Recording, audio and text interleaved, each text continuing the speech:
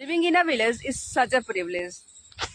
Ambika is relishing fresh mulberries, and I am plucking and relishing. I'm not the only one who is here. Along with me, से मैं आप सबको बता दूं कि she is also an English teacher. ये खुद अपने आप बताएंगी कि ये जो इंग्लिश सीखा, कैसे सीखा, कब सीखा और फिर टीचर कैसे बन गई, ये एक कमाल का किस्सा है। मैं टीवी देखकर सब कुछ करने वाली बच्ची थी। टीवी के सामने खाना खा रही हूँ, टीवी के सामने खाना ये बना रही हूँ। तो घर में इनकम का सोर्स नहीं रह गया, तो उसकी वजह से फिर मुझे छोड़ना पड़ गया। मैंने 15 दिन ओनली लिसनिंग प्रैक्टिस की, उसके बाद मैंने अपना चैनल स्टार्ट कर दिया। कुछ लोग तो सोचते थे कि ये कोई शहर की ही है जो फेक एक्सेंट, वो लाइक फेक ड्रेसअप होके गांव शहर में कहीं जाकर वीडियो बना रही। इवन कि यहाँ की हड्डी भी टूट गई थी, पैर की फिंगर्स भी लोगों को डॉक्टर्स को कट करनी पड़ गई। तो गेहूं में भी आग लग गई, किसी ने आग लगा दी, पूरा का पूरा गेहूं हमारा जल गया। तो उस साल तो हमने जले हुए गेहूं की रोटियां खाई हैं। इवन कि हस्बैंड बस यही चाहते हैं कि उनकी औरतें घर की काम करें, बट मेरे हस्बैंड ऐसे हैं, वो चाहते हैं कि मैं जो करना चाहती हूँ वो तुम करो, मैं तुम्हारे साथ हमेशा हूँ। देहाती में हम सभी, जो भी गांव देहात के लोग आ गए, चाहे यूपी वाले भैया हो, चाहे बिहार वाले हो गए, हम सभी आ जाते हैं। तो उन सभी को मैं रिप्रेजेंट कर रही हूँ उस चैनल के थ्रू। तुम भी फ़ोन हाथ में लेकर चलने लगी, लाइक ऐसा उनका रिस्पॉन्स होता है। तो ये चीज़ एक्सेप्ट ही वो नहीं कर पा रहे कि आज के टाइम पर औरतें बहुत आगे निकल गई। जब एक छोटी सी बच्ची वो देखती है अपनी मम्मी को पूरा दिन क्या करती है, गाय का गोबर उठा लिया, भैंस का चारा डाल दिया, लाइक वो यही देखती है, उसको भी लगता है कि हाँ इतने दिन बाद मेरी भी शादी हो जाएगी, मुझे भी यही करना है। अब उनके लिए मैं परफेक्ट तब हो जाऊंगी जब मैं टाइम पर उठकर गोबर बाहर फेंक कर आऊंगी।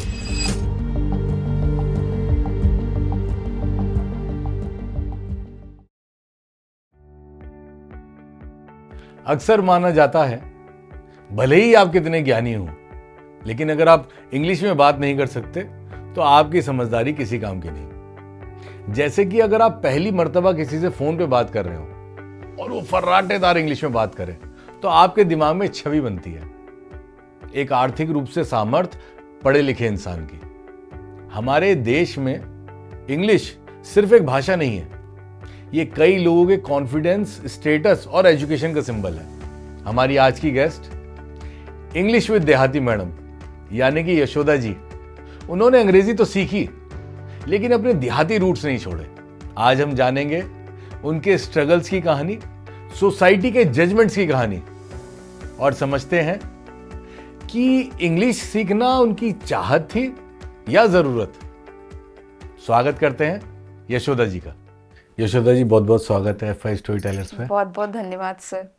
आप सबसे पहले ये बताइए, आपको सब इंग्लिश विद देहाती मैडम यानी कि यशोदा जी के नाम से जानते हैं आपके चैनल के थ्रू, लेकिन असल में यशोदा कौन है?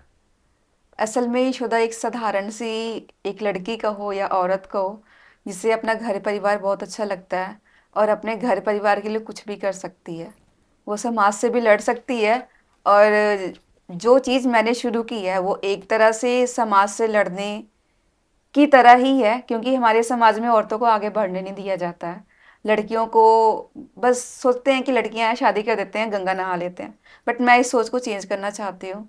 और उसी के साथ साथ अपनी फैमिली के लिए जो चीज़ लगती मेरे फादर इन लॉ को मेरे हस्बैंड नहीं दिखा पाए या मेरे जो और ब्रदर इन लॉ है वो नहीं दिखा पाए, एक बहू होने के नाते मैं उनको दिखाना चाहती हूँ और उनके चेहरे पे मुस्कान लाना चाहती हूँ।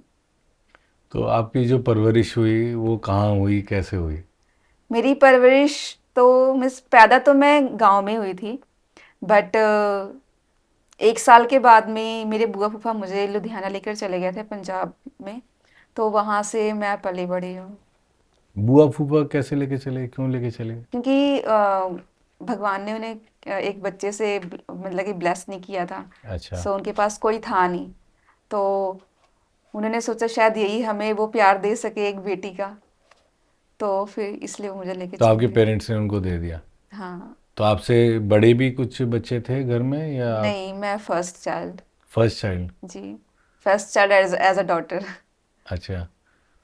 तो मतलब डॉटर थी इसलिए दे दिया, या मतलब वो वाकई उनको चाह रहे थे, उनके घर में बच्चे थे? आई थिंक मुझे लगता है डॉटर थी इसलिए दे दिया, क्योंकि गांव में अभी भी आपके घर अगर लड़का पैदा होता है ना, तो मतलब कि दो दो तीन तीन बाल्टियां भर के रसगुल्ले बांटते हैं, लाइक ऐसा होता है। बट अगर लड़की पैदा हो जाती है तो लोग सैड हो जाते हैं। ये चीज अभी भी है। अच्छा, तो वो आपके बाद फिर और आपके भाई बहन हुए कुछ? हाँ, मेरे बाद मेरे 4 भाई हैं। 4 भाई हैं, वो उन्होंने किसी को जो नहीं मांगा दिए? उनको मिला। वो किसी को नहीं दिए? नहीं, वो किसी को नहीं दिए। तो आप जो पैदा हुए यूपी में? जी, यूपी में। किस किस जगह?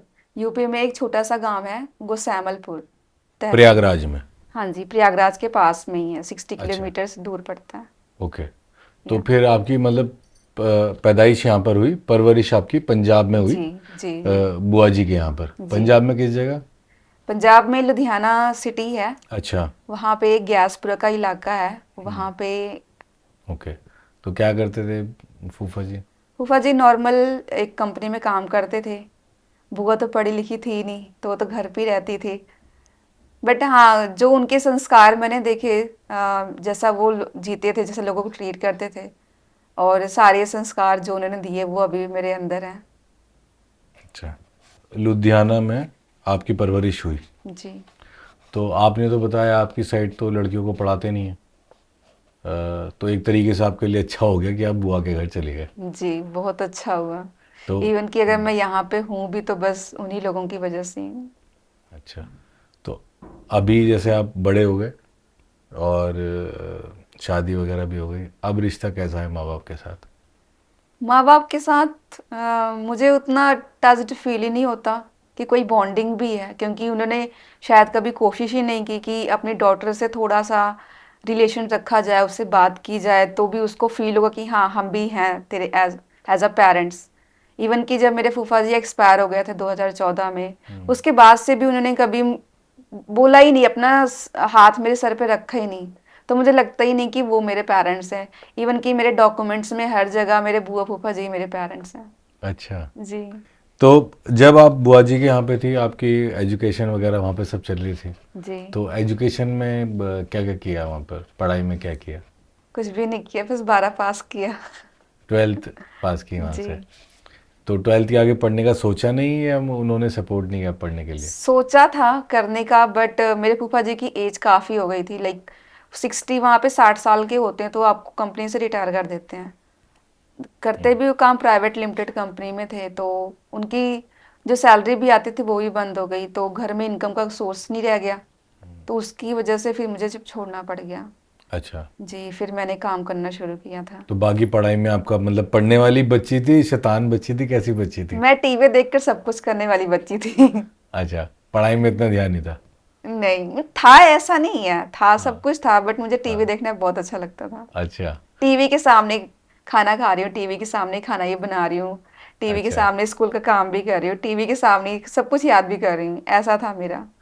तो अब आपके बुआ जी फूफा जी जो हैं, उनका पढ़ाई की तरफ कैसा रुझान था, कि पढ़ना चाहिए या पढ़ाई करके आगे कुछ करो, काम करो, ऐसा कुछ था? नहीं? एक्चुअली उन्होंने भी जो अपना बचपन बिताया ना, तो वो भी नॉर्मल गांव में ही बिताया था, तो उन्हें भी कभी पढ़ाई की वैल्यू समझ नहीं आई। कि उन्हें लगता था बस लड़की 12 पास कर ले, उसकी शादी कर देंगे, दैट्स इट। अच्छा, तो बहुत ज़्यादा पढ़ाई का मतलब माहौल था जी, नहीं घर बहुत पे? ज़्यादा पहाड़। इवन कि अभी अब जाके मुझे जब से फ़ोन आया, यूपीएससी के बारे में पता लगता है, आईएएस के बारे में पता लगता है। अदरवाइज मुझे हमें तो पता ही नहीं था कि ऐसा भी कुछ होता है।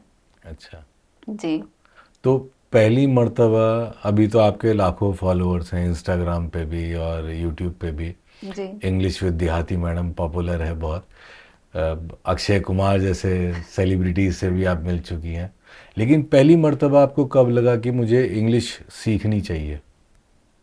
एक्चुअली ये मेरी नीड थी कुछ करने की, इसलिए मैंने इंग्लिश चैनल शुरू किया था। क्योंकि उस टाइम पे कुछ दिख नहीं रहा था, क्या सही है क्या गलत है। क्योंकि इससे पहले मैंने कई जो चैनल शुरू किए, तो वो चैनल अच्छे से काम किए ही नहीं। I was not totally satisfied with those channels. फिर वो लास्ट किस तरीके के चैनल थे? फर्स्ट मेरा मोटिवेशन का मैंने स्टार्ट किया था, रे मोटिवेशन के नाम से। देन फिर मैंने व्लॉगिंग चैनल स्टार्ट किए। घर वालों का आके भी देख लिया करो वीडियो, दूसरों के देखते। व्लॉगिंग कैसे, मतलब डेली व्लॉगिंग? हाँ, डेली व्लॉग। बट अच्छा। किसी ने सपोर्ट नहीं किया। किस तरीके के व्लॉग बनाते थे? नॉर्मल घर के खेती बाड़ी के से रिलेटेड, घर के काम काज से रिलेटेड। हम्म। जी। फिर उसके बाद में मैंने बंद कर दिया, मैंने कम्प्लीटली बंद कर दिया काम करना। मतलब रेस्पॉन्स नहीं आ रहा था उस पर? अच्छा। जी। 3 से 4 महीने एकदम बंद कर दिया। बट मैंने इंस्टाग्राम पर वीडियोस डालनी शुरू रखी।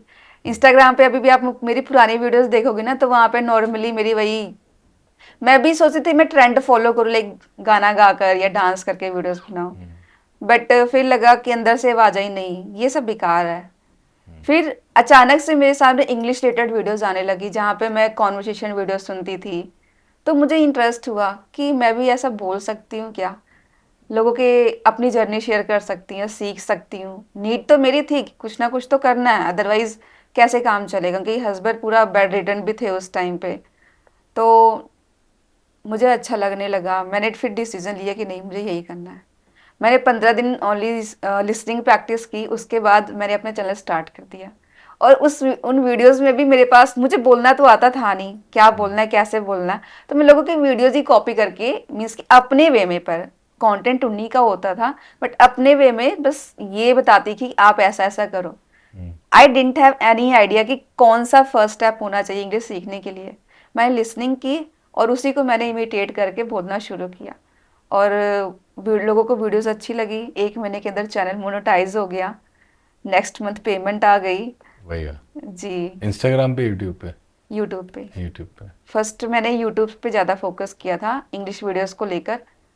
उसके बाद फिर मैंने इंस्टा पर भी डेली वीडियोस डालना शुरू किया था। लेकिन जैसे जब आपने बताया आपने दूसरों को इमिटेट करना शुरू किया, ठीक है, तो आपने पहले तो कभी इंग्लिश नहीं बोली, है ना? जी जी। अब आपने इंग्लिश बोलनी शुरू करी है, तो एकदम परफेक्ट भी नहीं बोली होगी, बहुत गलती, तो लोगों ने जज भी करा होगा आपको, बहुत कमेंट्स ज़्यादा, भी करे होंगे, बहुत ज़्यादा। तो अब खराब लगता था? नहीं, हल्का फुल्का लगता था, बट मैंने किस तरीके कभी, के कमेंट्स आते थे? एक ऐसा आता था, कुछ लोग तो सोचते थे कि ये कोई शहर की ही है, अच्छा। जो फेक एक्सेंट, वो लाइक फेक ड्रेसअप होके गांव शहर में कहीं जाकर वीडियो बना रही, कुछ तो ऐसा बोलते थे। कुछ ऐसा बोलते थे कि खुद को तो आता नहीं, चले दूसरों को सिखाने या दूसरों को गाइड करने टिप्स दे रहे हैं। लेकिन कुछ ऐसे कमेंट आए हैं, मैंने इवन हस्बैंड के साथ शेयर भी किया, तो वो भी यही कहते हैं कि तुम अपने काम पर फोकस करो, दूसरों के ही चक्कर में मत पड़ो, अपने ऊपर फोकस करो। क्योंकि मेरे चैनल पे ना नेगेटिव कमेंट्स बहुत ही कम आए हैं, बहुत ही कम आए हैं, इनकरेजिंग बहुत ज़्यादा आए हैं। तो लेकिन जब आपने बोलना शुरू करा तो आपको क्या ज़्यादा ख़राब लगा कि मुझसे इंग्लिश नहीं बोल पा रही हूँ ये भाषा, या लोग जो नेगेटिव कमेंट्स कर रहे हैं वो ज़्यादा ख़राब लग रहा था?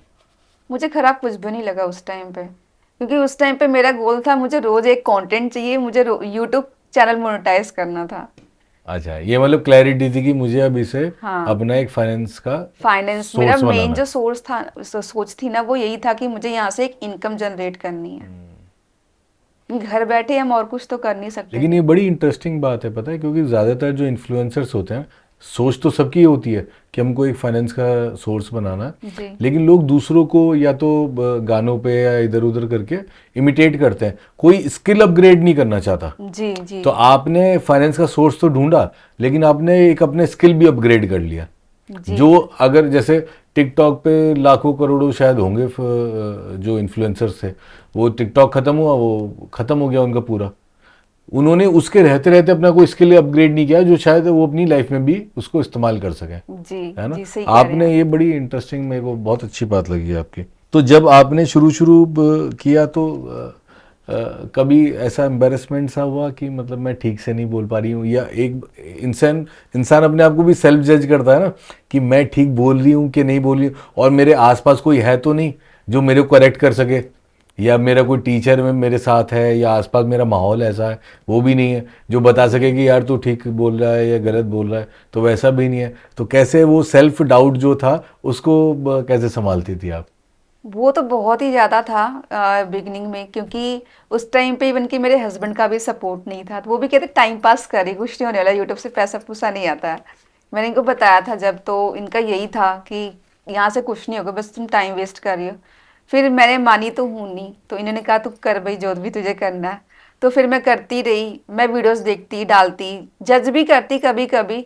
फिर मेरा फोकस आता नहीं, मुझे कंटेंट चाहिए, मुझे प्रैक्टिस करनी है, लोगों के पीछे पीछे ही प्रैक्टिस करनी है, बट मुझे करना है किसी तरह से। तो आपका जो फोकस था प्रोसेस पे था, जी बजाय इसके जैसे ज़्यादातर लोग होते हैं कि मैं एक बार सीख जाऊं तब करूं, मेरे पास एक अच्छा कैमरा हो तब करूं। कुछ लोग हैं जो हम ही आपस में बात करते हैं कई बार कि मेरे पास अच्छा मोबाइल फ़ोन नहीं है तो इसलिए मैं कंटेंट नहीं बना पा रहा हूं। तो आप उस सब से हटके आपने सिर्फ प्रोसेस पे फोकस करा जी कि जी, मेरे को डेली एक कंटेंट मेरे को डालना एक है, कंटेंट चाहिए। चाहे वो इंग्लिश अच्छी हो, टूटी फूटी हो, कैसी हो, कैसी इन भी the process I will learn. जी लेकिन जी अभी जी मेरा फोकस है कि मेरे को डेली एक कंटेंट डालना है। जी। क्योंकि मैंने वीडियोस भी देखी थी, बड़े बहुत से जो टेक यूट्यूबर्स हैं वो यही कहते हैं कि अगर आप चाहते हो कि आपका चैनल मोनेटाइज हो जाए, आपका चैनल ग्रो हो, तो बस आपको एक ही चीज़ करना है, आपको कंसिस्टेंसी मेंटेन करके रखनी है। और सेम चीज़ इंग्लिश के लिए भी लागू होती है कि अगर आपको इंग्लिश बोलना है तो कंसिस्टेंसी ब्रेक नहीं होनी चाहिए। अच्छा, अब एक बात बताइए, इससे बहुत सारी चीज़ें हैं जो हम सोशल मीडिया पर शायद शेयर नहीं करते, बहुत पर्सनल होती हैं। कई बार परेशानियां होती हैं, दिक्कतें होती हैं हमारी पर्सनल लाइफ की जो शेयर नहीं करते। What was the hardest phase during all this? सबसे डिफिकल्ट क्या था इस सब में? एक्चुअली 2019 28 दिसंबर को इनका एक्सीडेंट हो गया था मेरे अच्छा, हस्बैंड का। किस मतलब कैसे, बाइक से कैसे? जी, ये बाइक से जा रहे थे, सामने से जो एक छोटा हाथी जो होता है, हाँ जी, हाँ तो जी। जिसका जो ड्राइवर था उसने ड्रिंक कर रखा था, ओ, तो वो रॉन्ग साइड से आ रहा था, तो उसने टक्कर मार दी सामने से। अच्छा। तो अच्छा वो उन्होंने हेलमेट पहन रखा था उस टाइम पे, जिसकी वजह से ये सही था, बच गया। अच्छा, हाँ। अदरवाइज पूरा पैर उनका फ्रैक्चर हो गया था, इवन की यहाँ की हड्डी भी टूट गई थी पैर की, अच्छा, फिंगर्स भी लोगों को कट, डॉक्टर्स को कट करनी पड़ गई। हाथ की, ऐसा। पैर की? जी, पैर की। मतलब इतना ज़्यादा वो हो गया जी, था? वो उंगलियां सड़ने लग गई थी, हम्म, कुछ बचा ही नहीं था। हम्म। तो पूरा उस टाइम पे 7 से 8 महीना बेड पर थे। तो उस दौरान क्या काम करते थे वो? उस टाइम पे वो एज अ लेबरर ही काम करते थे, अच्छा। ऐसे मजदूर कह लीजिए। हम्म। क्योंकि उन्होंने भी ज़्यादा पढ़ाई लिखाई की नहीं है, तो जी। उस टाइम उनका ज़्यादा कांटेक्ट भी नहीं था। हम्म। बट हाँ, धीरे धीरे उनको काम मिलने लग गए थे, क्योंकि उसके बाद फिर एज अ फिर ठेकेदार से काम लेकर एज अ छोटे ठेकेदार फिर काम करने उन्होंने शुरू लेकिन कर वो दिया। 7-8 महीने बहुत डिफिकल्ट थे। हाँ, वो तो उस बहुत दौरान difficult। फिर परिवार कैसे कैसे संभाला आपने? उस दौरान बहुत ज़्यादा मुश्किल था, क्योंकि मेरे हस्बैंड की भी केयर करना और घर के भी सारे काम करना। घर में भी 4 गायें हैं, भैंसें हैं, बकरियां हैं, बकरी के बच्चे हैं, साथ में पूरे फैमिली मेंबर्स भी हैं, खेत भी हैं, बहुत ही मुश्किल था। और उसी टाइम पे 2 महीने बाद इनकी बहन की शादी भी थी। तो फिर मतलब मेरे जो फादर इन लॉ थे, उन्होंने इतना हमारा सपोर्ट किया कि उन्होंने, उनके पास पैसे तो नहीं थे, बट उन्होंने कर्ज लेकर जेवर गिरवी रखकर इनका इलाज करवाया, जिसकी वजह से आज वो अपने पैरों पर खड़े हैं और मेरे साथ हर जगह आते जाते हैं। फिर शादी भी थी, शादी भी हमने कर्ज लेकर करवाई। फिर भगवान कहते हैं ना कि जब आपको बुरे समय में डालता है, चारों ओर से डालता है। फिर हमने कुछ उम्मीद लगा रखी थी कि चलो गेहूं लगा हुआ है, कुछ तो हो जाएगा। फिर वो गेहूं में भी आग लग गई, किसने आग लगा दी, पूरा का पूरा गेहूं हमारा जल गया, पाँच किसी ने बीघा आग लगा दिया? जी। ऐसे दुश्मनी में ऐसे? दुश्मनी नहीं कह सकते हैं, कि कोई पागल लड़का था जिसने लगा दी, तो हम उसको कुछ कह भी नहीं सकते, क्योंकि हमारे साथ और भी लोगों को जला था। अच्छा। जी। तो उस साल तो हमने जले हुए गेहूं की रोटियां खाई हैं, क्योंकि वो गेहूं मेरे फैमिली वाले, मैं मेरे हस्बैंड घर पे रहते थे, मैं घर का काम देखती थी, और मेरे पूरी फैमिली वाले जाते थे, वो जले हुए गेहूं की बालियां उठाकर लाकर फिर हमने उसकी रोटी भी खाई है उस साल। ऐसा टाइम आया था हमारे ऊपर। अच्छा। जी अच्छा, अभी आपने कहा कि जैसे 15 दिन मैंने सुने पहले वीडियोस, फिर मैंने खुद अपना इंग्लिश में कंटेंट शुरू कर दिया। जी। तो पहला जो सेटअप था आपका वो कैसा था? वो सेटअप बहुत ही बेकार था। हम उस टाइम पे किराए पे रहते थे, तो मेरे पास कुछ था नहीं, कि कुछ आइडिया भी नहीं था सबसे पहले। तो जो मैंने फर्स्ट वीडियो डाली थी, तो उसके लिए मैंने हस्बैंड को बोला कि आप मेरे को ना ब्लैक कलर का पेंट ला दो। अच्छा। फिर मैंने घर पे ही स्केल की हेल्प से, लाइक, एक ब्लैक बोर्ड टाइप बनाकर, लाइक अपने किसी तरह से काम चलाऊ सा बना के, फिर मैंने उस पे वीडियो डालनी शुरू की थी। तो मोबाइल वगैरह रिकॉर्डिंग जो की, वो मोबाइल था आपके पास? हाँ, वो 10,000 का फर्स्ट मोबाइल था हमारा, उसी अच्छा। से मैंने सीखना शुरू किया तो था। लेकिन इस दौरान जब इतना डिफिकल्ट फेज था तो मोबाइल इसीलिए खरीदा आपने? नहीं नहीं, अच्छा, कम मोबाइल से था। कम 1.5 साल बाद जब मेरे हस्बैंड ने चलने फिरने लग गए थे, अच्छा। उसके बाद फिर उन्हें काम करना शुरू किया, काम के बारे में इधर उधर हाथ मारना शुरू किया। तो एक ठेकेदार हैं, तो उनसे इनका कांटेक्ट हुआ, तो उन्होंने कहा कि ठीक है तुम काम नहीं कर सकते तो मैं तुमको काम दिलवा देता हूँ, तुम मेरा काम करवाओ। तो फिर इनको साइट वगैरह की पिक्चर्स भी क्लिक करके देनी होती थी कि हाँ इतना काम हुआ है, इतना नहीं। तो उसी पर्पज से उन्होंने ये फ़ोन दिलवाया था हमें। तो दिन में उनके पास रहता था, रात में आप वीडियोस बनाती थी, ऐसा? नहीं, एक्चुअली जब उनको जरूरत पड़ती थी कि हाँ आज मुझे ऐसा पिक्चर क्लिक करके देनी है, तब वो लेके जाते थे, क्योंकि वो चला भी नहीं पाते थे उस टाइम पे। अच्छा। और क्योंकि मैं भी नहीं चला पाती थी, पर धीरे धीरे हमने सीखना शुरू किया था। फिर ज्यादातर मेरे पास ही रहता था। अच्छा, तो जी। लाइट्स वगैरह ये सब कैसे करते थे, क्योंकि कुछ आप भी तो रात नहीं, में शूट करते थे? बस नॉर्मली जो बल्ब होता है कमरे का, उसी की लाइट, उसी की रोशनी में वीडियो बन जाती थी। कोई सेटअप नहीं, कोई माइक नहीं, कुछ भी नहीं, अच्छा। एकदम रफ वीडियोस ही रहती थी। अच्छा, आप बार बार अपने हस्बैंड के बारे में बात करते हैं, उनकी सपोर्ट के बारे में बात करते हैं, वो ऐसा क्या अलग करते हैं जिससे आपको इतना सपोर्ट फील होता है? एक्चुअली सर मैं ये कहूँ कि जिस माहौल में हम रहते हैं, उस माहौल के हिसाब से जैसा उनका सपोर्ट है बहुत ही ज़्यादा है। वहाँ पे इवन कि हस्बैंड बस यही चाहते हैं कि उनकी औरतें घर की काम करें, बट मेरे हस्बैंड ऐसे हैं, वो चाहते हैं कि मैं जो करना चाहती हूँ वो तुम करो, मैं तुम्हारे साथ हमेशा हूँ। इवन कि अभी की बात बताऊँ, आजकल जैसे मेरे ग्रुप क्लासेस चलती हैं, तो शाम के टाइम क्या होता है, मुझे टाइम नहीं मिलता खाना बनाने का, तो वो खाना ही बना देते हैं। इससे बड़ा सपोर्ट क्या हो सकता है। बहुत अच्छी बात है तो। जी लेकिन जैसे वो तो यूपी से आते हैं, गांव जी से, तो वहाँ पे तो पल्ला सिस्टम भी होता है। तो जी। आपकी शादी हुई तो उसमें आपने किया कभी पल्ला शादी के बाद, या कभी नहीं किया? मैंने हल्का सर पे किया, उसके ज़्यादा, उससे ज़्यादा मैंने नहीं किया कभी भी, क्योंकि जो मैं, मेरे हस्बैंड भी है ना, ये हमारे रिलेशन में ही है। तो मैं पहले भी आई हूँ इनके गांव में कई बार घूमने फिरने, तो मैंने कहा इसकी ज़रूरत ही नहीं है। इवन कि मेरी मदर तो इन घर लॉ, वाले मान गए आसानी से? नहीं माना तो नहीं है आसानी से, कई बार टोका, बट मैं ही जिद्दी थी, मैं ही नहीं मानी। हस्बैंड ने सपोर्ट किया इस बात का हाँ, हस्बैंड ने पूरा सपोर्ट किया। कि कोई नहीं, नहीं करेगी तो नहीं करेगी? हाँ पल्लू से मुझे याद आया, अभी जैसे आजकल तो सोशल मीडिया पे इन्फ्लुएंसर जो होते हैं तो बड़े फेक लाइफस्टाइल जीते हैं, किराए पे गाड़ियाँ ले आते हैं, बताते हैं मैंने गाड़ी ख़रीद ली महंगी महंगी, बाइक्स ख़रीद ली महंगी महंगी, और कहीं पर खाना खाने जाते हैं तो पहले खाने का फ़ोटो खींचते हैं, रील बनाते हैं, उसके बाद खाते हैं। तो ऐसे माहौल में एक यशोदा जी हैं जो आज भी अपनी रूट से जुड़ी हुई हैं, आज भी अपने गांव में ही बैठकर बना रही हैं वीडियोस। जी। और तो वो आपकी पावर है, या कहीं आपको लगता है कि मुझे भी और बदलना या और पॉलिश होने की ज़रूरत है?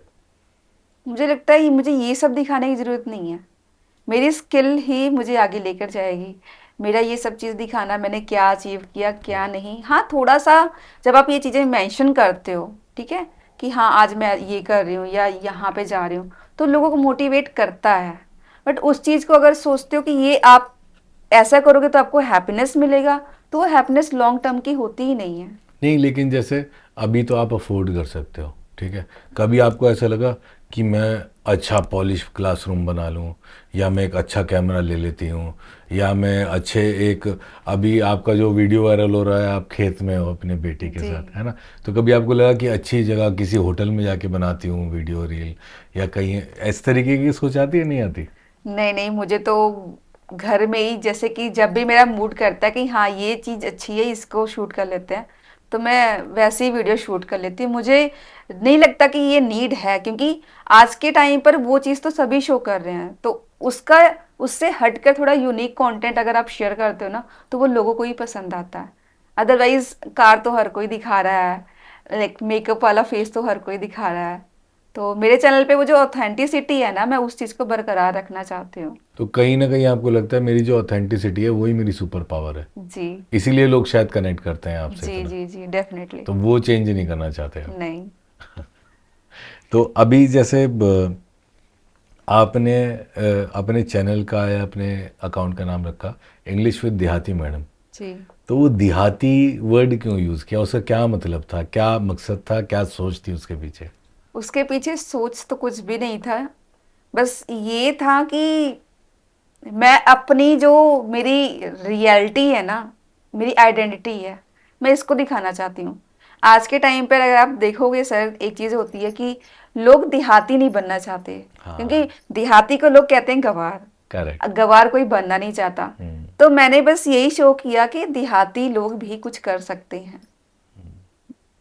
That was my purpose. तो जो थॉट प्रोसेस है, जो एक पर्सपेक्टिव है लोगों का उस वर्ड के साथ, वो कोनोटेशन चेंज करने की सोच थी आपके जी पीछे जी जी कि मैं इस शब्द से जो मतलब है उस शब्द का मतलब बदल दूं, जी लोग बोलें कि हाँ एक देहाती भी बहुत कुछ कर सकता है। जी। क्योंकि जब मैंने चैनल स्टार्ट किया था उस टाइम पे कई चैनल्स थे जिनका नाम था, लाइक अपने नाम पे वो चैनल स्टार्ट कर रहे थे कि इंग्लिश विद पूजा या जो भी है। तो मैंने कहा मैं अपना नाम नहीं रखूंगी, मेरी जो मैं हो गई या मेरे से रिलेटेड और भी जो लोग गांव में रहते हैं उन सभी को लेकर मुझे चलना है। देहाती में हम सभी जो भी गांव देहात के लोग आ गए, चाहे यूपी वाले भैया हो चाहे बिहार वाले हो गए, हम सभी आ जाते हैं। तो उन सभी को मैं रिप्रेजेंट कर रही हूँ उस चैनल के थ्रू। तो आपने एक कम्युनिटी की बात करी, देहात की बात करी, एक समाज की बात करी। आपको क्या लगता है उस समाज में, उस परिवेश में, गांव में, देहात में औरतों के साथ क्या क्या समस्याएं हैं आज? आज के टाइम पे तो उनके साथ बहुत ज़्यादा समस्या आ रही हैं। सबसे मेन तो एजुकेशन ही है, क्योंकि उनको एजुकेशन नहीं प्रॉपर मिल पा रही है। लड़कों को तो फिर भी मिल रही है, बट मैं ये कहूँगी कि एजुकेशन तो फिर भी लोग भेज देते हैं इंग्लिश मीडियम स्कूल में, चलो डाल देते हैं। बट अगर देखें ना कि एजुकेशन है, एजुकेशन मीन्स क्या?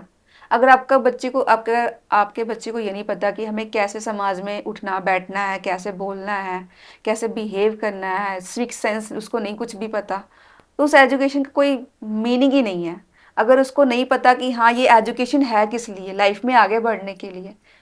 गांव में लगता है बस स्कूल का होमवर्क मिला है कंप्लीट करो, साइड में मारो, चलो खेत भागते हैं, खेलते हैं, गुल्ली डंडा खेलते हैं, कुछ भी खेलते हैं।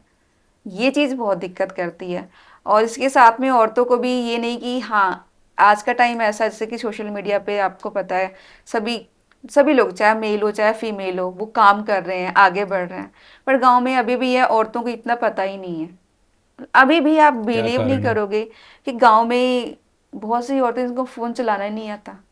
इवन कि जो मेरे हस्बैंड की दादी हैं, जो मेरी मतलब कि मदर इन लॉज वगैरह हैं, मतलब मेरे फादर इन लॉ 5 भाई हैं, तो उनमें से अगर किसी की बहू ने भी फ़ोन ले लिया हाथ में तो कहेंगी तुम भी फ़ोन हाथ में लेकर चलने लगी, लाइक ऐसा उनका रिस्पॉन्स होता है। तो ये चीज़ एक्सेप्ट ही वो नहीं कर पा रहे कि आज के टाइम पर औरतें बहुत आगे निकल गई हैं। तो ऐसा नहीं है कि वो सीखना नहीं चाहती, लेकिन उन्हें टोक दिया जाता है जब वो सीखने की कोशिश करती हैं, ऐसा कुछ बोलिए आप? एक्चुअली क्या है ना कि उन्होंने जो देखा है हाँ। वहां पे उन्होंने कुछ देखा ही नहीं, कभी उनको अपने गांव से बाहर निकलने का मौका नहीं मिला, तो उन्हें कुछ पता ही नहीं कि आज के टाइम पर हो क्या रहा है। ये चीज है। और फोन देखो, आज के टाइम पर स्मार्टफोन सभी के पास है, हर घर में 3 से 4 स्मार्टफोन आपको मिलेंगे। बट पर्पस क्या है उनका? एंटरटेनमेंट। अगर फोन भी ले रहे हैं ना तो एंटरटेनमेंट पर्पस से ले रहे हैं, दिन भर स्क्रॉल करते रहो, दैट्स इट। वो ये नहीं सोच रहे कि इसको हम एजुकेशन के पर्पस से यूज करें, कुछ सीखने की कोशिश करें। नहीं, बस गाना सुन लिया, बस कान में हेडफोन लगा के गाना सुन रहे हैं, दैट्स इट। आपने बताया कि जिस परिवेश में आप पैदा हुई वहाँ पर 15-16 साल के बच्चे की शादी कर देते हैं, जी। पढ़ाते नहीं हैं। तो ऐसे माहौल में उन बच्चियों के सपने क्या होते हैं? आप बिलीव नहीं करोगे मैं जो बताऊंगी, इवन कि वहां पे जब एक छोटी सी बच्ची वो देखती है अपनी मम्मी को पूरा दिन क्या करती है, गाय का गोबर उठा लिया, भैंस का चारा डाल दिया, लाइक वो यही देखती है, उसको भी लगता है कि हाँ इतने दिन बाद मेरी भी शादी हो जाएगी, मुझे भी यही करना है। बस यही होता है उनके माइंड में, क्योंकि वही वो जीवन का सच वो उसे ही मान लेती हाँ हैं। वो उसे ही मानती है, क्योंकि वो जो देख रही है ना, वो जो देख रही है वही वो समझती यही जीवन है। उन्हें लगता है कि हमारी लाइफ यही है। इसी चीज़ की कमी है, मैं इसी चीज़ को बदलना चाहती हूँ कि हम सिर्फ इसी के लिए नहीं बने हैं, हम अपने सपनों को पूरा कर सकते हैं। आप सिलाई ही सिखा दो बच्चों को, आगे बढ़ने तो दो। बट गांव में तो मशीन भी नहीं आती है, वो भी लड़ झगड़ के मांगते मांगते 10 साल हो जाते, पता चला बच्चे बड़े हो गए, शादी कर दो उसकी। ऐसा होता है, लड़कियों की विश पूरी ही नहीं की जाती है। तो कहीं शादी के बाद उस तरीके का स्पेस मिल पाता है कि वो अपने सपने साकार कर सकें या सपने देख भी सकें, या नहीं, शादी के बाद भी वो मौका नहीं मिलता? नहीं मिलता, टू बी ऑनेस्ट नहीं मिलता। अच्छा यशोदा जी, एक बात बताइए कि ये जो एजुकेशन है, शिक्षा की अभी हम बात करें, क्या उससे इंसान के सेल्फ रिस्पेक्ट पे भी फर्क पड़ता है? जी, कैसे, बताइए। मुझे तो मतलब कि मैं, ये मेरा खुद का पॉइंट ऑफ व्यू है कि अगर आपने थोड़ी सी भी एजुकेशन की है, ठीक है, आपको, क्योंकि education it's not only about कि आपका सिलेबस याद करना है, ये टीचर्स के ऊपर भी डिपेंड करता है कि आप बच्चे को क्या चीज़ें सिखा रहे हो, ठीक है, कि मेन लाइफ का पर्पस क्या होता है। लाइफ का पर्पस ओनली ये नहीं होता कि अच्छे मार्क्स ले आना, लाइफ में आपको ग्रो करना है, वो किस तरह से आप ग्रो कर रहे हो, मतलब कि आप कौन सी स्किल डेवलप करके आगे बढ़ रहे हो, या जो भी नॉर्मल चीज़ें होती हैं जो एज अ कॉमन पर्सन हम सभी को पता होनी चाहिए, वो पता चलती हैं, जो कि नॉर्मल गांव में नहीं पता चल पाती हैं बच्चों को, या किसी भी पर्सन को नॉर्मली नहीं पता चल रही हैं। अब जैसे मैंने ही स्कूल से सब कुछ किया हुआ है, लाइक 12 तक ही भले पढ़ी, बट मुझे पता है, बट एज अ उसके कंपैरिजन अगर मेरे घर में मेरे हस्बैंड हैं, वो 4 भाई हैं 2 बहनें हैं, उनको कुछ भी नहीं पता। हम्म। शायद मैं स्कूल गई तभी मैं आज यहाँ पर हूँ, क्योंकि हम ये भी नहीं कह सकते ना कि स्कूल को हम टोटली नेगलेक्ट कर दें, हम्म। वो बहुत ही इंपॉर्टेंट होता है। अगर शायद मेरे पास उतनी एजुकेशन ना होती या थोड़ी सी लर्निंग ना होती, जैसे स्कूल में होता है कि आप स्कूल गए, आपको होमवर्क दिया, होमवर्क आपने याद किया, एक टाइम में नहीं होता, 2 बार करो 3 बार करो हो जाता। सेम चीज़ तो मैंने भी लाइफ में यूज़ की। जैसे कोई भी चीज़ है मैं सीख रही हूँ, मैंने जब अपनी जर्नी शुरू की थी ना, मुझे ये भी नहीं पता जीमेल आईडी क्या होती है, इसको लाइक अपनी आईडी कैसे क्रिएट करते हैं। एक बार में नहीं हुआ, 2 बार 3 बार 4 बार, वो एजुकेशन से ही आया ना, कि एक बार में नहीं होगा, कोई बात नहीं, आप दूसरी बार ट्राई करो, तीसरी बार ट्राई करो, पर करते रहो, कंसिस्टेंसी से करते रहो। तो आसपास गांव में तो बड़े जलते होंगे लोग आपसे। कुछ भी नहीं, आप बिलीव नहीं करोगे, नहीं तो मतलब ये फराटेदार इंग्लिश बोल लिया, मैं तो एबीसीडी नहीं आता। कुछ भी नहीं है सर, ऐसा नहीं है। मेरे को जितना कुछ तो रिस्पेक्ट, होगा। नहीं, मेरे को जितना रिस्पेक्ट बाहर से मिल जाता है, like out of India, like India के अंदर से आउट ऑफ इंडिया मिल जाता है, गांव में उसका 1% भी नहीं मिलता। इवन कि मुझे अपने घर वालों से भी उतना नहीं मिलता। उनको ये लगता है ये वीडियो बनाती है, दैट्स इट। खराब लगता है? नहीं, क्योंकि मुझे पता है कि उनकी सोच ही ऐसी है। ये तो अपने दिल को समझाने वाली बात है। वही हो गया ना, बंदर के जाने अदरक का स्वाद। अब उनके लिए मैं परफेक्ट तब हो जाऊंगी जब मैं टाइम पर उठकर गोबर बाहर फेंक कर आऊंगी, या टाइम पर हंसिया लेकर बाहर जाकर अपना गेहूं वगैरह काट के आऊंगी। उनके लिए ये है एक परफेक्ट औरत की डेफिनेशन। उनके लिए ये नहीं कि तुम वीडियो बना रही हो घर में, तुम मतलब कि वीडियो बना रही हो, हस्बैंड खाना बना रहे हैं, वो तो यही कहेंगे ना, कैसी औरत भी, खाना भी हस्बैंड बना रहा है, हाँ। ये चीज होती है। लेकिन कभी कोशिश करी उनकी वो मानसिकता बदलने की? मैंने नहीं कभी कोशिश की। मेरा ऐसा है ना कि मैं अपनी सोसाइटी से एकदम अलग ही रहती हूँ। मैं, अगर मुझे टाइम स्पेंड करना है तो मैं बच्चों के साथ ज़्यादा टाइम स्पेंड करती हूँ। वो कुछ अगर टाइम मिलता है मुझे फ्री टाइम, तो मेरे पास बुक्स होती हैं, मैं बुक्स रीड कर लेती हूँ, या मोस्टली मेरा कंटेंट क्रिएशन पे ध्यान रहता है। क्लासेस में जो होमवर्क तैयार करना होता है उस पर ध्यान रहता है कि क्या स्टडी मटेरियल है आज शेयर करना है, ये सब चीज़ों पे ध्यान रहता है। तो अभी तक कितने स्टूडेंट्स रह चुके आपके इन टोटल? अभी तक तो मेरे ख्याल से 500 तो रह चुके हैं। 500 मिनिमम रह जी, चुके। तो शुरू तो एक ही स्टूडेंट से किया होगा, सब वहीं से शुरू करते हैं? एक ही से। पहला स्टूडेंट कौन था? अब्दुल। कहाँ से? ये मतलब कि जबलपुर साइड के ही हैं, उधर से।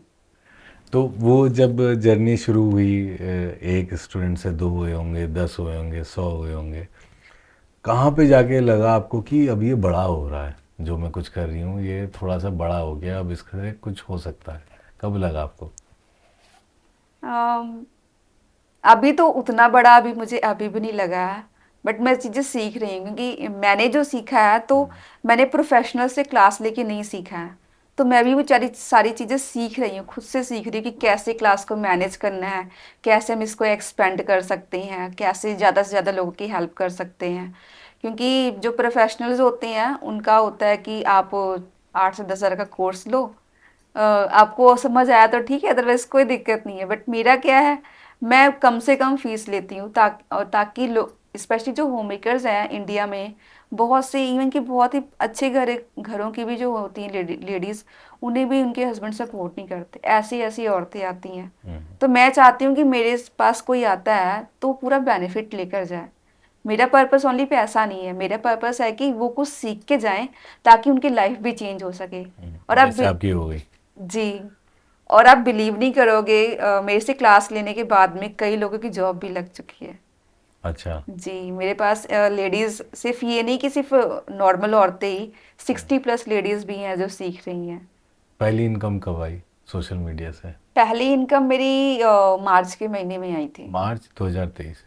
हाँ, 2023। तो मतलब 2-3 महीने में ही आपकी पहली इनकम आ गई? जी जी जी। कितनी आई थी अगर मैं पूछ सकता वो हूँ? मेरी 8000 समथिंग आई थी। 8। जी, 8000 समथिंग अच्छा। आई थी। कैसा लगा था? बहुत ही अच्छा लगा था।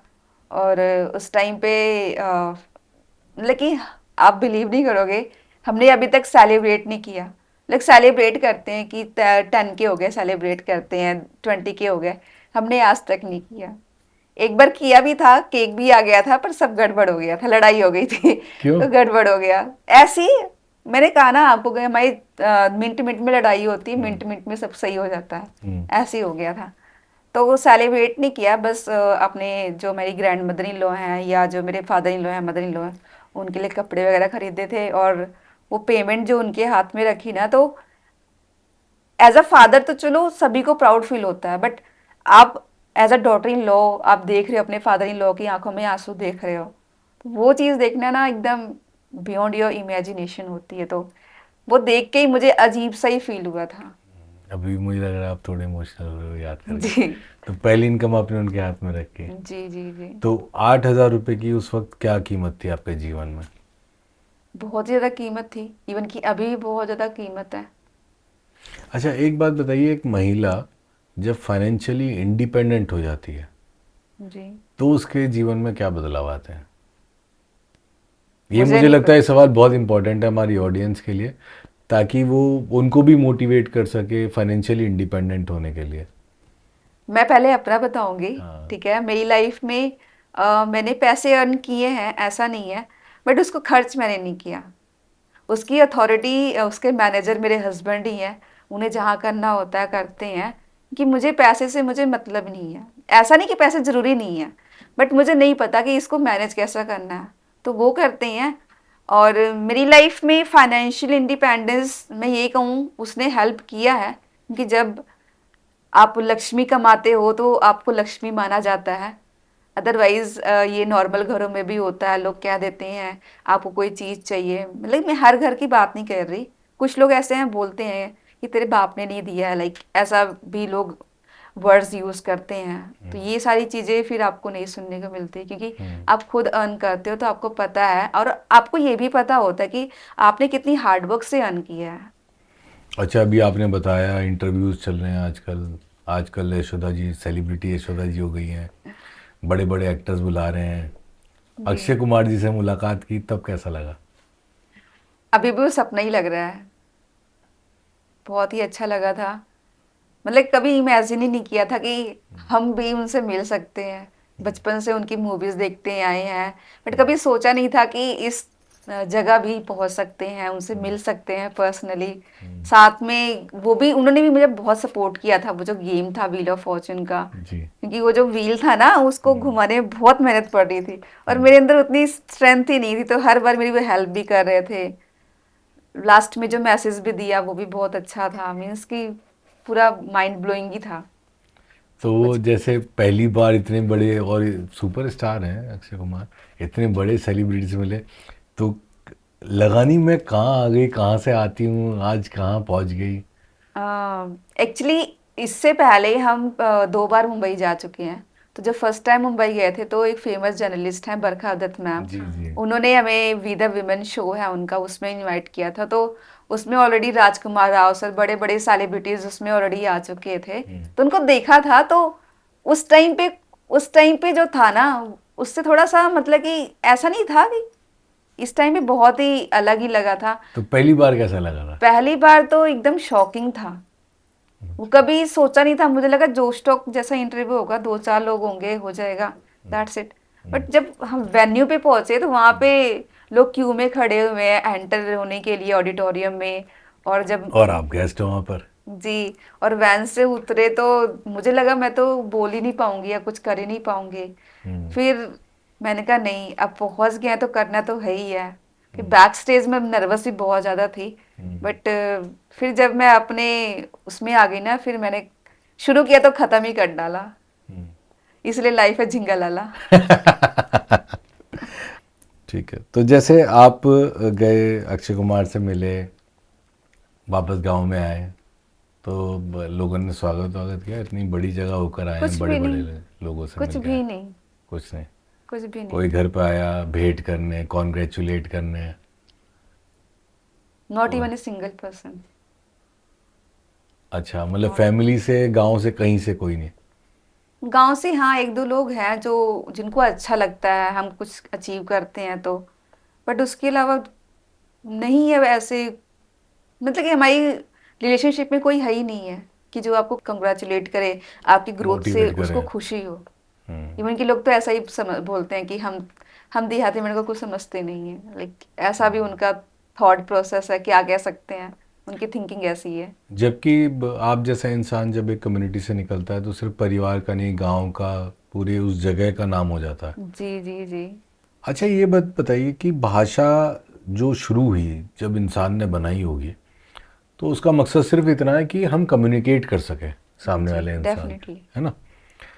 तो हमारे देश में अंग्रेजी को लेकर इतना हाय हल्ला क्यों है? पता नहीं यहाँ पे ऐसा क्यों है कि अगर आपको, आप नहीं कितने भी अच्छे कपड़े पहने हैं, ठीक है, आप वेल ड्रेस्ड पर्सन हो, बट चार लोगों के बीच में फंस गए, वहां पे आपको नहीं आती है तो आपको शर्मिंदा होके वहां से निकलना पड़ता है। ऐसा फील होता है लोगों को, पता नहीं क्यों। क्योंकि वहां पे इंडिया के अंदर ऐसा है ना कि वो बंदे की नॉलेज को उतनी इंपॉर्टेंस नहीं देते जितना इंग्लिश लैंग्वेज को दे रहे हैं। इंग्लिश लैंग्वेज कोई बोल रहा है उससे समझ लेते हैं अरे इस बंदे के पास बहुत नॉलेज है, भले उसके पास कुछ भी ना हो। तो अभी आप, जैसे मैं तो आपको एक सक्सेसफुल इन्फ्लुएंसर बोलूँगा, तो आपको क्या लगता है, सक्सेस से कॉन्फिडेंस आता है या कॉन्फिडेंस से सक्सेस आती है? आई थिंक कॉन्फिडेंस से सक्सेस आता है। अच्छा। मेरे हिसाब से सक्सेस क्या होती है, आप हाँ, आप ये इंटरेस्टिंग है, आपकी सक्सेस की परिभाषा बताइए। मेरी लाइफ में सक्सेस मायने नहीं रखती है। नहीं, सक्सेस की परिभाषा बताइए सक्सेस, अपने हिसाब से।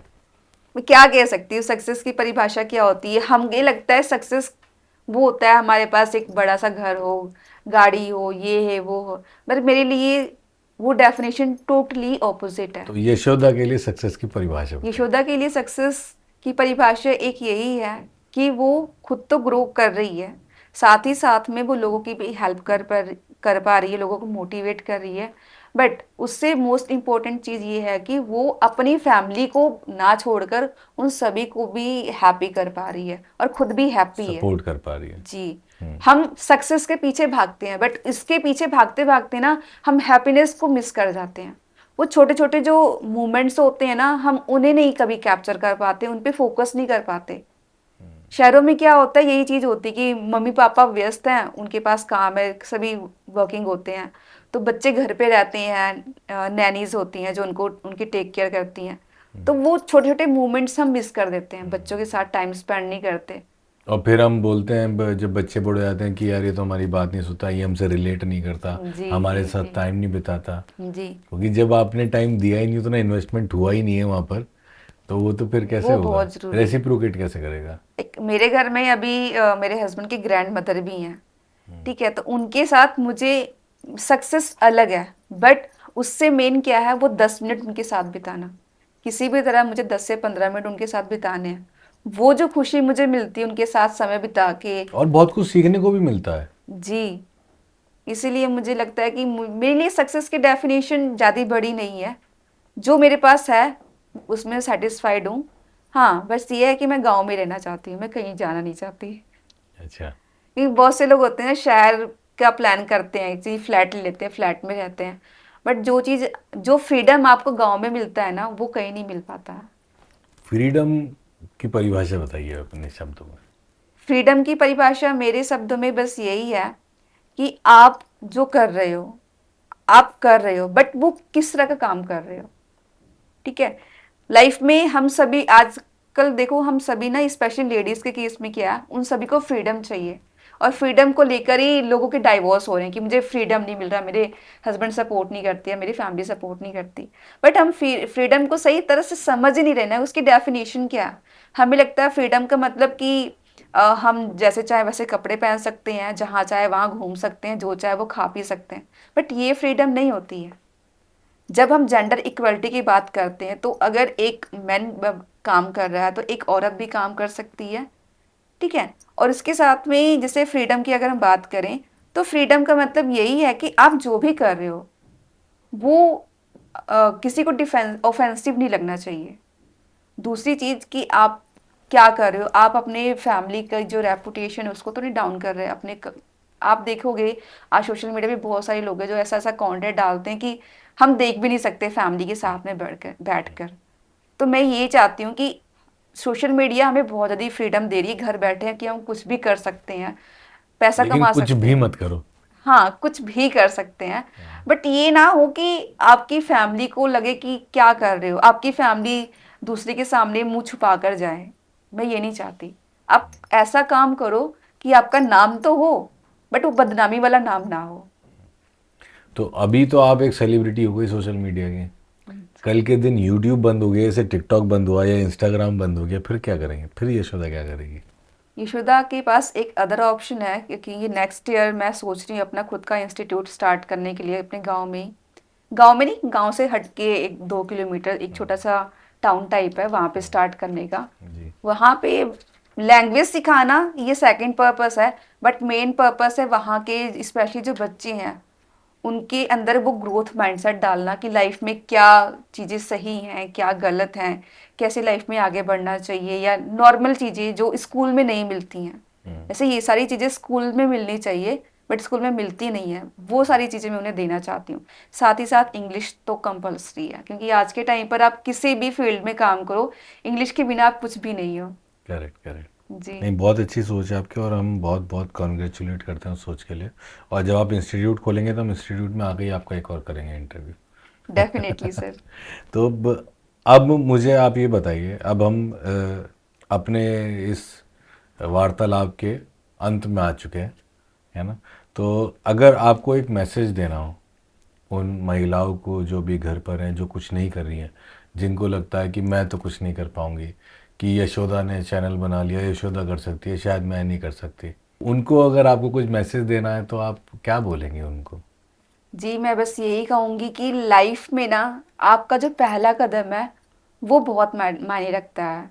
क्योंकि मेरे पास बहुत सी लेडीज़ आती हैं, स्पेशली होम मेकर्स ही हैं, वो यही कहती हैं कि मैम आप तो बहुत लकी हो, आपको सब कुछ मिल गया, आप तो बहुत लकी हो। बट स्ट्रगल नहीं कोई जानता कि स्ट्रगल कितना किया। तो जब आप लाइफ में कुछ इनोवेटिव करने की सोचते हो या कुछ अलग करने की कोशिश करते हो, तो स्ट्रगल हर किसी के फेज में आता है।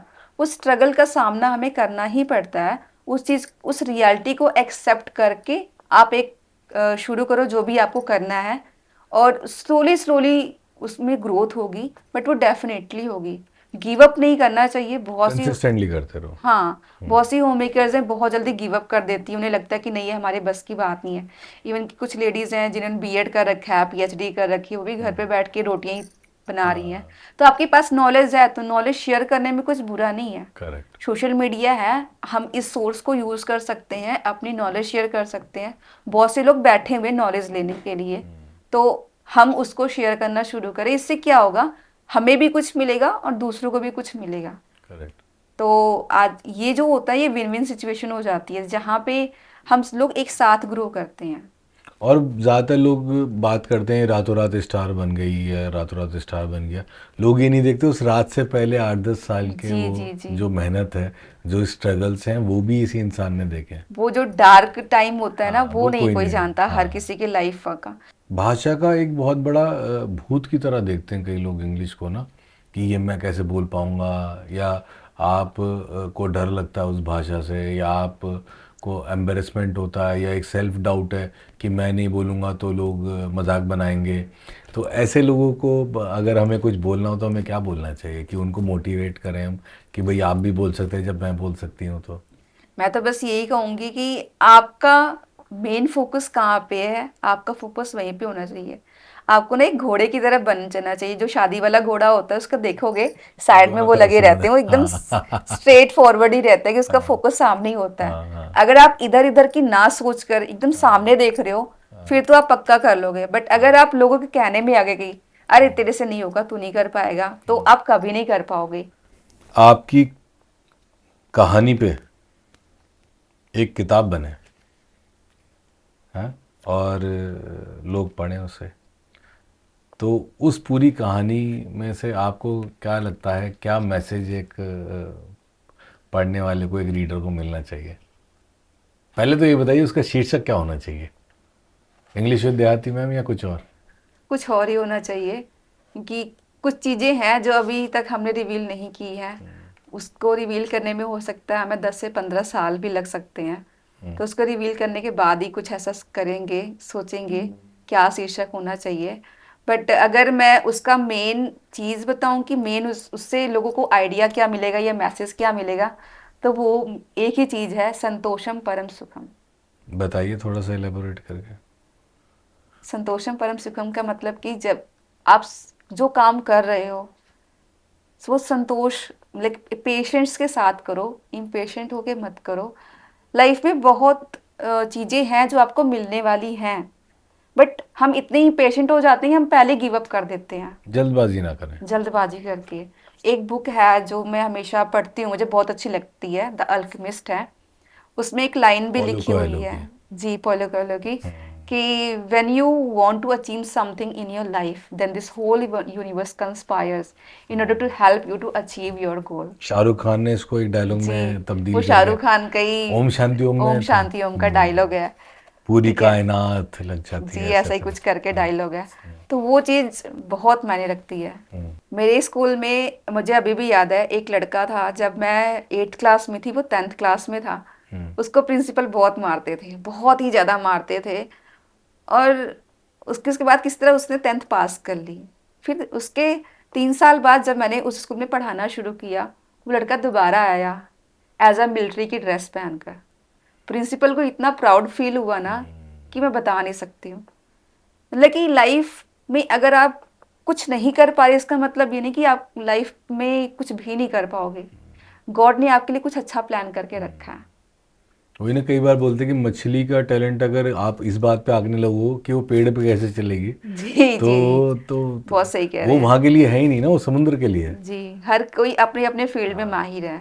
और एक बार बच्चे को, मुझे लगता है उस उम्र में एक छोटी सी दिशा मिल जाए ना, तो कुछ भी, कोई भी बच्चा कुछ भी कर सकता है। जी, डेफिनेटली डेफिनेटली। यशोदा जी, बहुत बहुत धन्यवाद आने के लिए। और मैं उम्मीद करता हूँ जल्दी से आपके इंस्टीट्यूट में आके और हम आपको कॉन्ग्रेचुलेट करेंगे और वहाँ पे आपके वो इनॉग्रेशन की पार्टी में, डेफिनेटली है सर, ना, खूब डेफिनेटली। मिठाइयाँ खाएंगे। डेफिनेटली पार्टी होगी, बड़ी पार्टी होगी। बहुत बहुत धन्यवाद। जी, धन्यवाद।